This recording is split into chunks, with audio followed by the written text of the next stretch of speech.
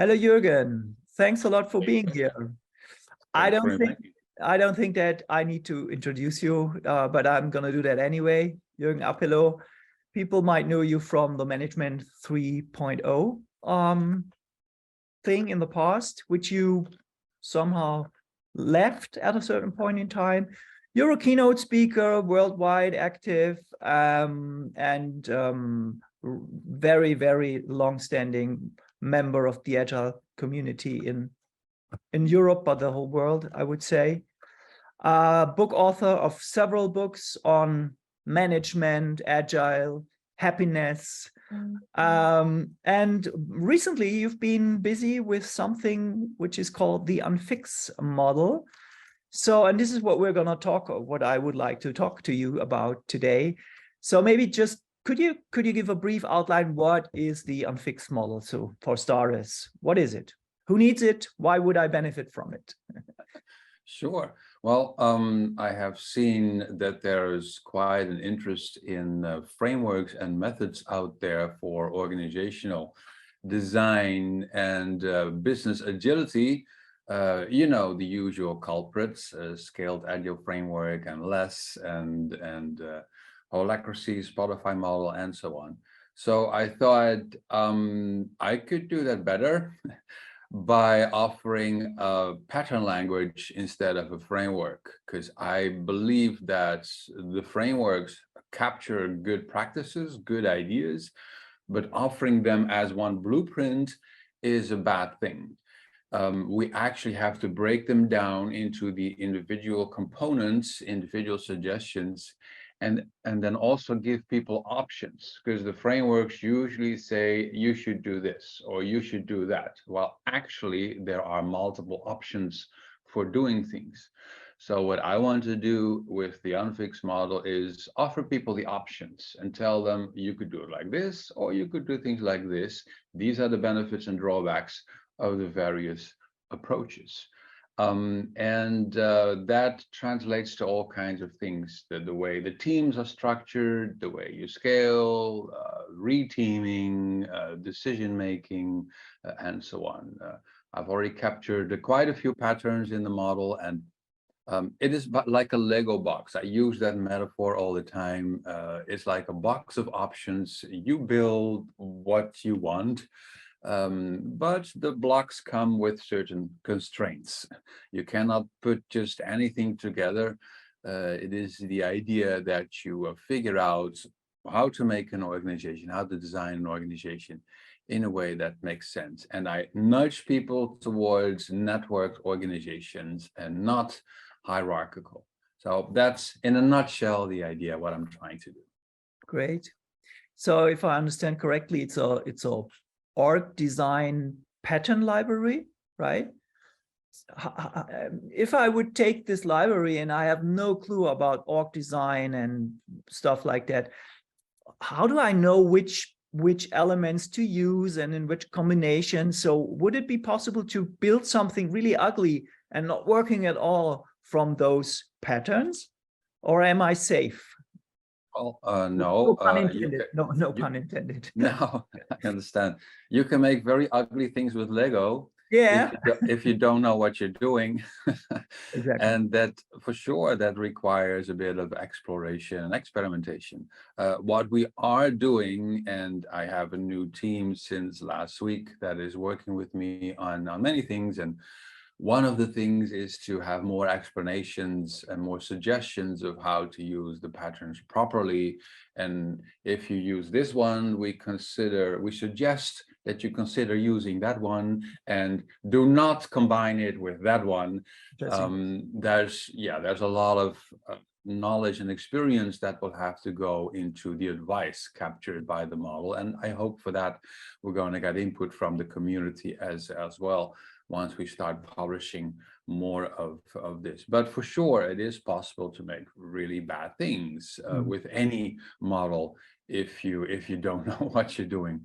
But as I said earlier, the whole idea is to get rid of the blueprint concept of frameworks, break them down into their individual parts that are useful, but then offer options. One example is large-scale Scrum that specifically suggests you should work with long-lived, stable teams.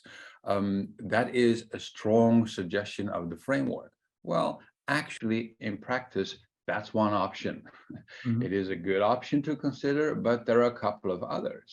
I know companies that have really good results with what more dynamic teams, where Mhm. people move in and out on a regular basis, but the team itself is a stable construct. I know companies with mission teams, where the teams themselves are short-lived, but then the team membership is static for that duration of the mission around an objective or a feature set. These are options. I'm not saying that one is better than the other. We can say what the consequences are of some of these options, and then leave it up to you to decide what makes sense in your particular organization. Do you have a personal opinion? I mean, with static long-lived teams and dynamic reteaming, you have the advantage of learning if you reteam often, of exchanges. On the other hand, you have this team social cohesiveness, which also has benefits. And maybe that doesn't happen if I change teams every 2 weeks. Is there a sweet spot, or is it really context dependent, in your opinion, which option I should use? Well, presented like this, it is, in my opinion, a false dichotomy, as if these are two extremes that you need to choose between. But organizations that I've seen, for example, I wrote a case study together with Pipedrive in Tallinn, where they do dynamic reteaming with mission teams. They have relatively small tribes, as they call them, of about 20 people. And within those 20 people, they do reteaming into mission teams of 2, 3, or 4 very small teams that can act quickly on specific objectives that take between a couple of weeks to a couple of months. So yes, there is dynamics in the work that they do. They move from one mission team to the other frequently, but they have their tribe around them, which is static, long-lived. Mhm. So there is social cohesion at the tribe level. There is permanence in terms of a sense of belonging, recognition, etc., because that does not happen at the individual mission team level. That happens at the tribe level. So then it is not correct to say that you're choosing between one or the other, because you can get the best of both worlds. And they have already invented this at airlines, where they work with airline crews per flight, but they have the larger crew, a larger base of stewards and stewardesses and pilots, where they feel their sense of belonging. It is the same with fire departments, hospitals. It's not like we are inventing a new thing here. Other industries have already done this far longer than us in the software development world. So let's just learn from how they deal with onboarding, team building, because for sure, if I go on a flight this afternoon, I travel to London, one of my favorite towns, Nice. but I'm pretty sure that the pilot and the steward or stewardesses, they're not going to do a team agreement exercise at the start of the flight. They're not going to do some team building thing before we take off. They already know how to work with each other, right? For the duration of the flight, hopefully, yeah. Because they're trained to do that. And we can do something similar in a software organization. So that's the idea of what I try to achieve with the Unfix model, is give you those options. For sure, if you have a somewhat larger team, maybe of 7 or 9 people that are long-lived and steady, as I call it, then you can have the social cohesion and sense of belonging, etc., at that team level. And then maybe you don't need a base around it. Then the base becomes optional, right? But people need a sense of belonging somewhere. they need to feel that they're part of a little community that they look forward to interact with. So either at the team level or at the tribe-based level. By the way, what is called tribe in many organizations, I tend to call that a base, but that's the same thing. Nice. In terms of structures, I saw a lot of elements in the model which I can use as structural pattern elements. And you already mentioned a couple of those.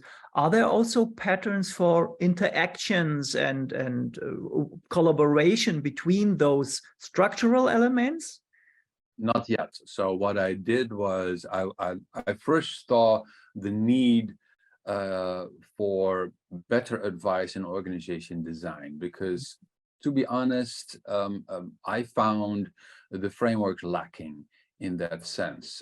They are far behind what is already common knowledge in the organization design world. Like they already knew that matrix organizations don't work, basically.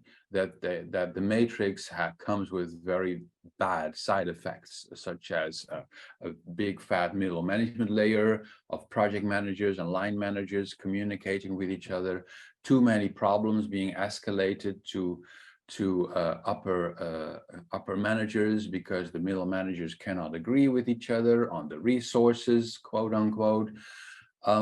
This is common knowledge in the organization design world, and yet then in the Agile community, the Spotify model was introduced and copied as if it is a framework. Well, guess what? That's just an ordinary matrix structure that the Spotify model has wrapped into hipper, trendier language 10 plus years ago. So why do we introduce such a thing when it was already known that the matrix comes with bad consequences? So I thought there is an issue to address in organization design in the Agile community. I did not believe that SAFe was solving it. In fact, the Scaled Agile framework specifically does not address the line management structure, because they claim that this is a dual operating system, that the concept that they borrowed from John Kotter and, in my opinion, misused.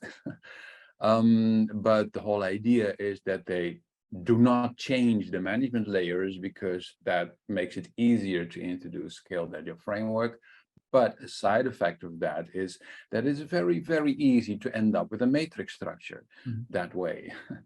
And so I tried to get rid of that with the unfixed model. I saw that as the first opportunity. Let's begin there. But I definitely thought that's probably not the end. Definitely people are going to ask, so what are the options for having meetings? What are the options for having backlogs? What are the options for, and so on. Yeah, I'm pretty sure we will get there. But then we will have to borrow from who else has already done great stuff in this area. So for example, I was looking into meetings and I saw the Kanban community has done great work in terms of identifying the kinds of meetings that an organization can benefit from. Well, we could embrace such patterns and then credit the Kanban community for this progress in that area. But they say nothing on dynamic reteaming. At least I didn't see it, but that's what we can find in other sources. So yeah, I'd love to be inspired by really good work done by others and embrace it and credit it. I have embraced and credited team topologies, for example, for the kinds of teams that they identified. I added a few that were missing from the non-IT perspective, in my opinion.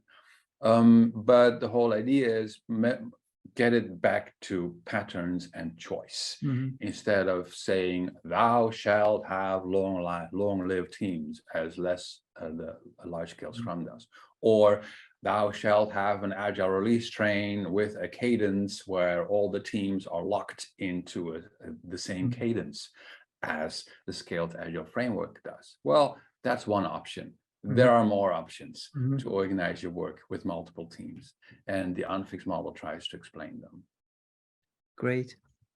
when you mentioned safe, I was also already thinking about the dual operating system, which is leading to a matrix, because they try to solve the problem that you don't want to have people lead and subject matter expert as a line function above me in one person. So you always get to a matrix where some people are my people leads and some people are people who can tell me how to improve in the technical terms. So Right. what's your take on that? If you don't fix it like that, how do you unfix it? Well, a practical example is what about having managers on the team? This is a common anti-pattern in my opinion, where one of the people on a Scrum team or an Agile team or a feature team, whatever you call them, also has HR responsibilities about the other people on that same team. When you have that, you create territories. And I know from personal experience, I have been a manager many years of my life. When you give managers a territory, they will try to protect it because the territory gives them a feeling of influence and power and recognition and so on. So whenever you try to change that territory, they will resist.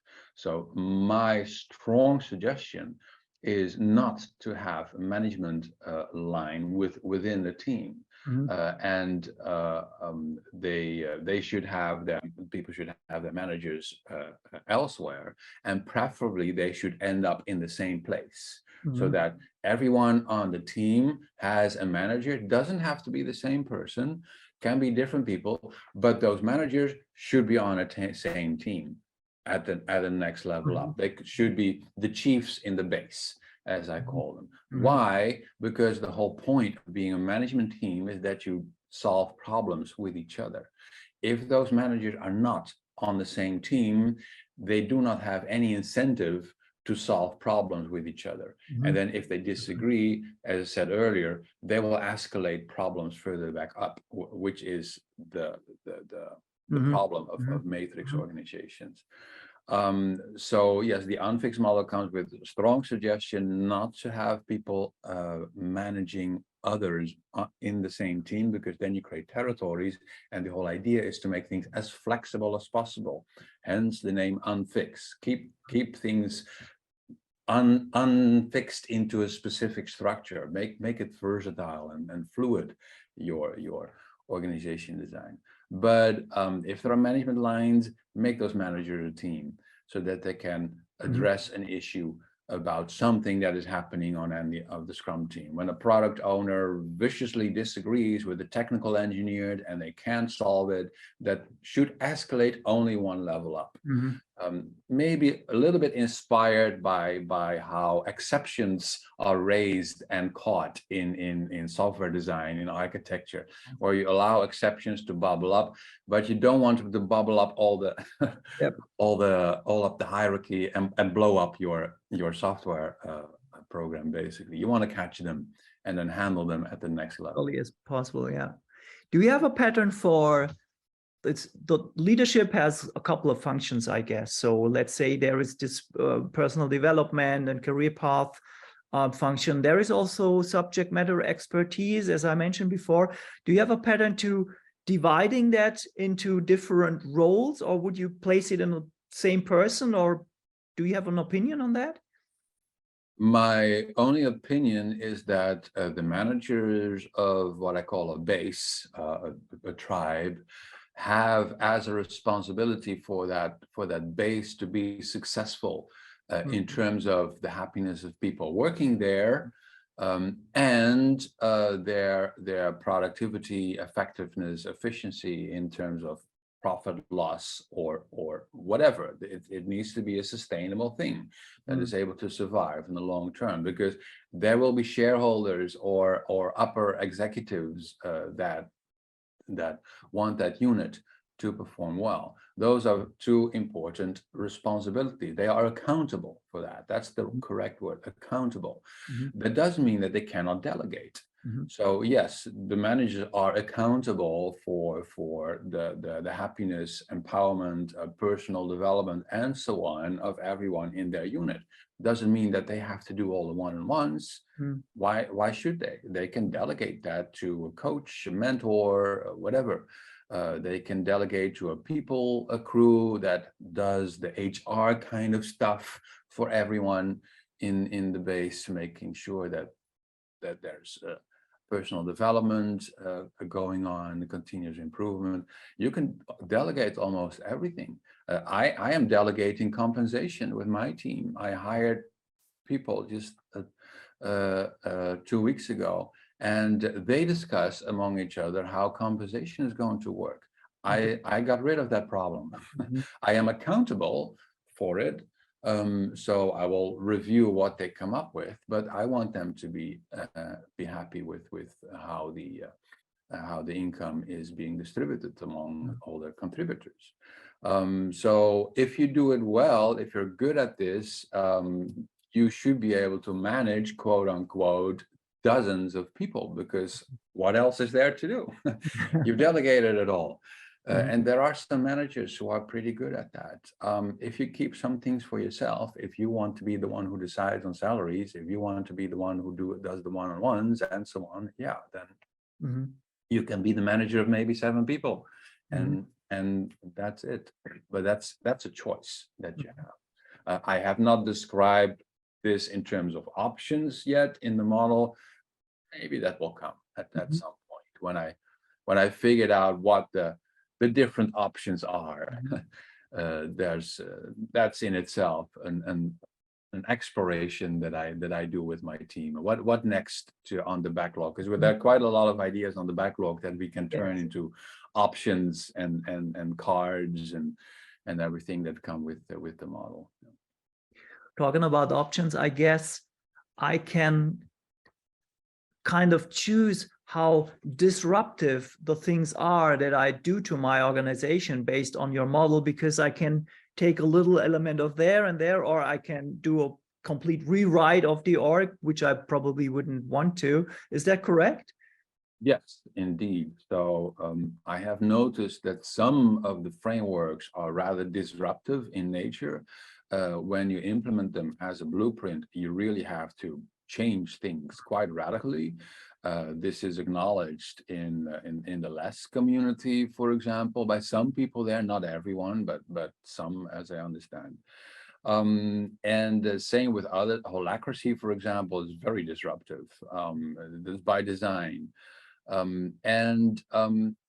I have actually the last chapter of Manchu 3.0, my first book, I wrote about the difference between continuous improvement and radical improvement. In Japanese terms, as Kaizen versus Kaikaku.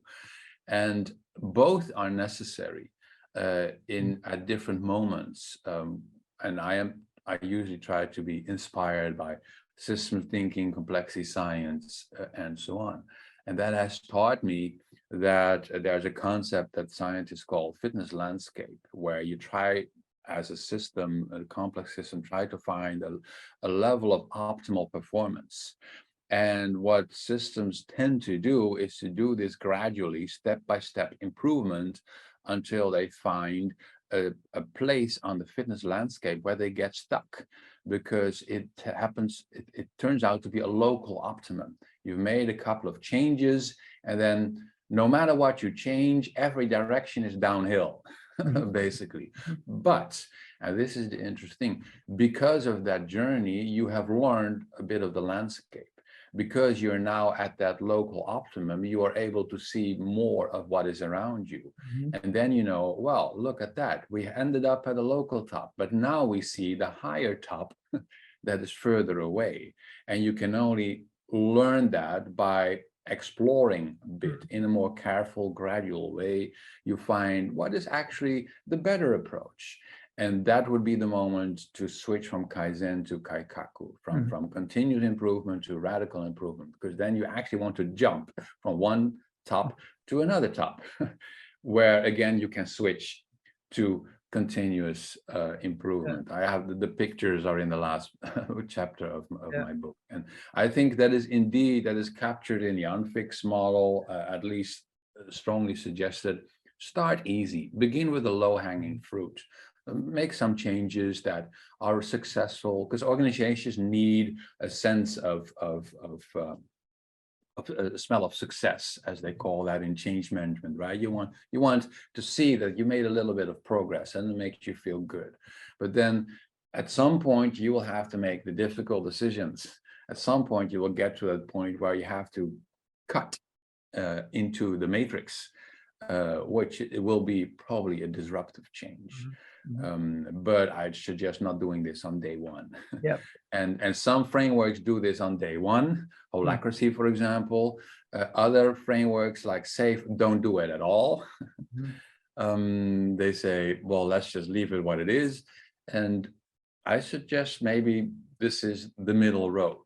Don't do this at the beginning. Get a bit of experience, learn about the landscape, get experience with the model and the patterns. And then at some point you will see, we now have to switch to doing something radical, but you will feel more confident probably by that time.